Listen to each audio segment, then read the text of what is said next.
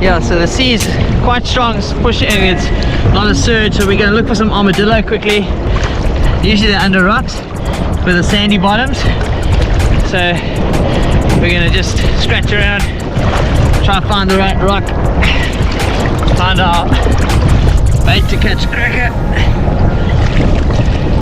Normally they're under these rocks with the sand. You can see here's a typical armadillo. Picked up the rock, just going to lift him off, and that's what we're going to be using. I need to get a few of these bad boys to make a bait. Let's see if we can get a few more.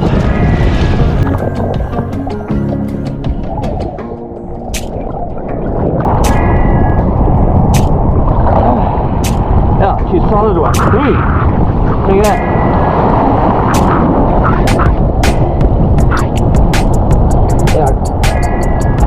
Getting bait for cracker, it's not always a dry story. You've got to be willing to put the effort in to catch these fish. They're not just caught. So there we go.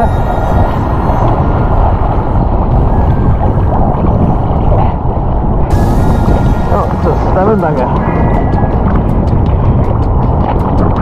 There we go. Oh, some good size armadillo. And that is bananas or the sweet stuff. These big cracker I want. Right, so we managed to get some of that armadillo. It's still quite fresh this morning, and we're just gonna make a bait quickly to get in while the light is still good, before the sun comes out too much. Just bashing this armadillo a little bit. See, it's strong. So I'm going to hook it into the tongue and then out. Obviously using my 7.0 Fusion offset hook. I'm going to wrap it with my little split ring around, secure it nice and tight. Right. Make sure this guy goes back on again. It's the only problem with the shell bait. You've got to hook it into the shell. And there you go. It's tight. Alright, now gotta get these armadillos out. Normally they curl up into a ball to try to protect themselves. I'm using my scissors here. It's quite a useful tool. It's not so sharp, so using a sharp knife is quite dangerous to do this type of thing. So you want something just to make sure you get the bait out. These are decent size armadillo. You see this guy's curling up already. Just gonna try and get him out there, and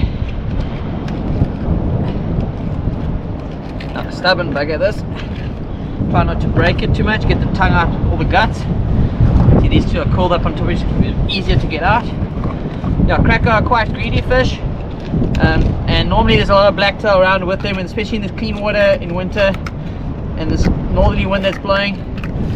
The blacktail tends to pack the bait off very fast, so that shell piece that I've got on there now tends to just sit a little bit longer, and the blacktail pick on these meaty pieces.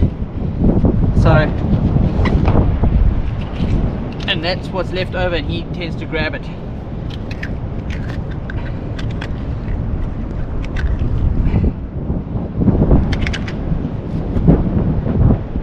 Right, so we're just gonna hook this in.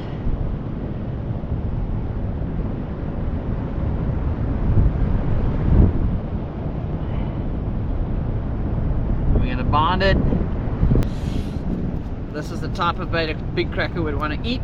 Even the smaller ones, they grab it and they eat it until they get it in their mouth. It's a very, very greedy fish, and the problem is you just want to make sure you have enough bait for him to eat it. And that's where obviously you get these blacktails pecking on the bait, and then if you have too little bait on there, there's nothing left over, and that shell piece that stays behind is normally the one that gets the bite. It's a very juicy bait.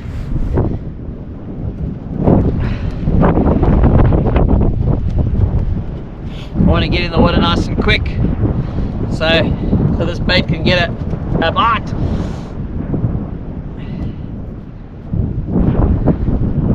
Grab some more guts for smell.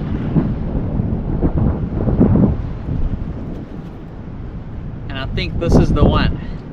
This is the bait to get about.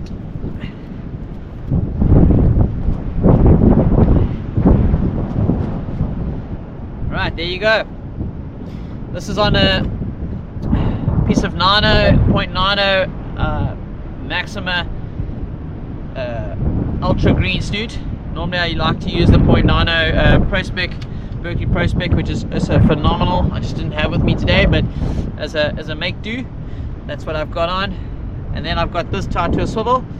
You could also join it with 2 stronger knots, knot to knot, but I favored the swivel for today. And then that's running on a slide sinker, like a limited slide, and then it only goes up to my stopper, which is my swivel up to here, which goes to my leader. Okay, sinker is more or less just a bit shorter than the bait. Okay, sometimes sinker trays can actually be really short. Fish normally feed on the bottom. I don't normally have my trays this long, sometimes even shorter, but it's not too long, but even shorter is fine. You don't want your bait and your trays to twist in the water, because you're fishing very turbulent water, and that's what causes these little knots and loops. And obviously if you get a big fish on and that little knot and loop happens, it'll part and it weakens the mono. So a thickish line normally, not too thin a trace and not too long a trace. You don't want it twisting and turning in the water too much, so especially in the type of water we're fishing. And when the fisher eats the bait, he doesn't nibble, he smashes it. So you'll know when you get a bite.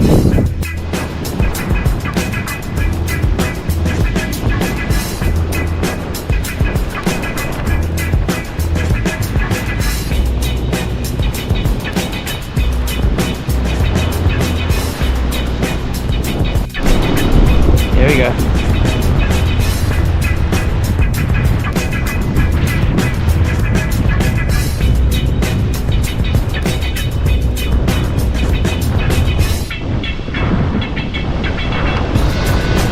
On it.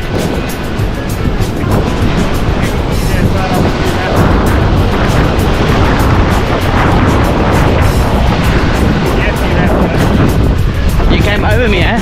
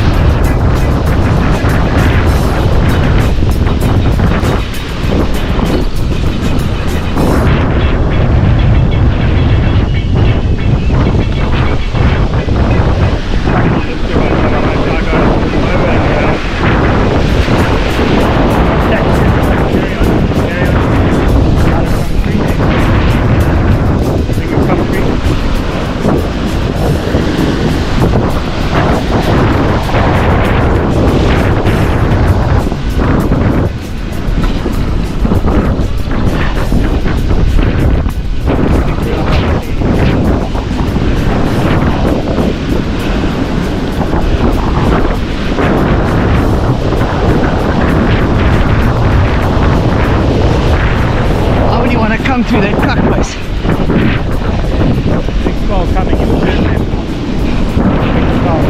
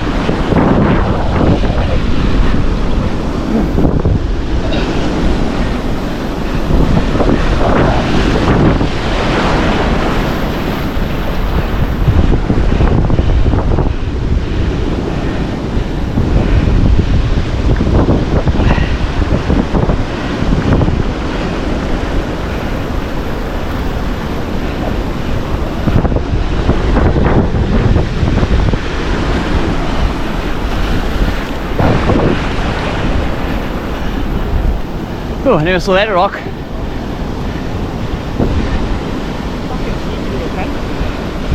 You're on camera yet?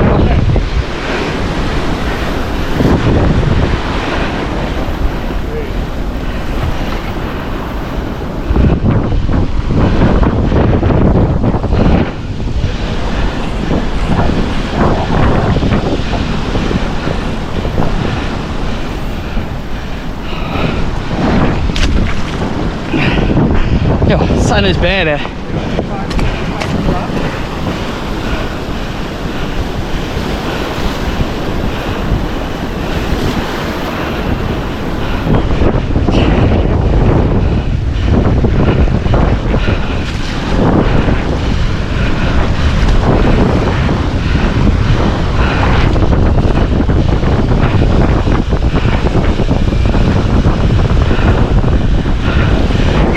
Being stubborn, eh?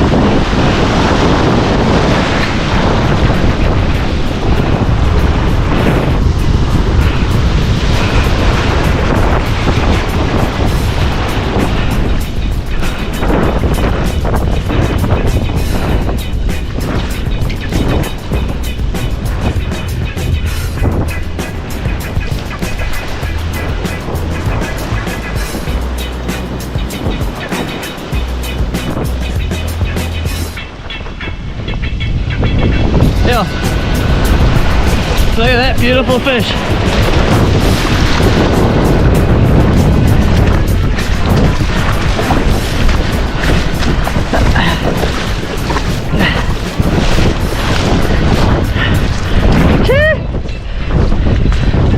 Solid.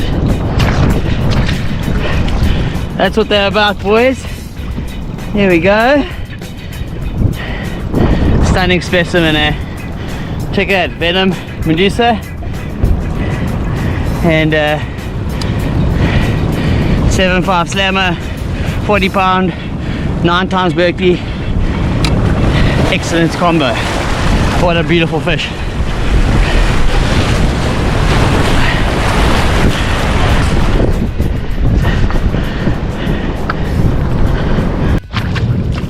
Right, chaps, so there we have it. We went for him, we got him, one times Musselcracker, stunning fish. So yeah, very good condition, big head. Yeah, it's just a classic species, and yeah, they like these big seas. As I said in the morning before we left, just was a bit patient with the bite, and we got him. Absolute beaut. And yeah, hard effort equals reward. And the Berkeley Anaconda, Berkeley Medusa at its top form there, working hard, and that 40 pound 9 times braid as well. Epic stuff. I'm loving the white one for the bricks. It's really strong, and yeah, definitely worth your buck. Fusion 7.0 offline set circle, doesn't miss. So excellent fish, and we're gonna just quickly get a tag in this fish. I guess this fish about 13 kilos, 13 and a half maybe, around that size. It's got a solid body, got a good head. Yeah, what a classic specimen. Really a privilege to catch this fish. I'm gonna quickly get it tagged and measure it up, and then we'll get the release going. I'm also a member of the Ori Tagging Institute, and it's always a great pleasure to tag and release fish. So normally when we tag these fish, it's normally midway between the dorsal fin, and we try and lift the scale, and we go 45 degrees inside of the fish's flesh, and we try and just hook it gently into the barb. So what we're going to do here, we're going to go midway between the lateral line, and here more or less we're going to lift the scale. Yeah, this guy's scales are tough. There we go. Right, and we're going to go in 45 degree angle. There we go. 466, 197, 466, and there we have it. Bad boys ready to go. Let's get her back and let's pick her up safely. All right. So it's a big fish, breeding fish. So there we go. Check out this beautiful fish. Absolute stunning fish.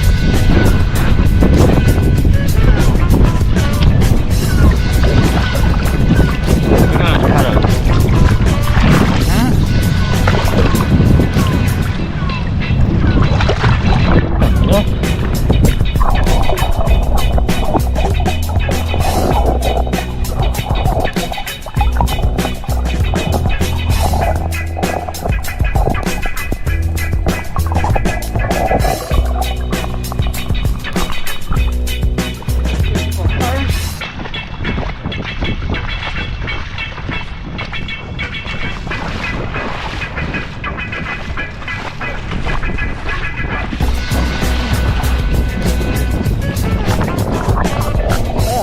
Say goodbye.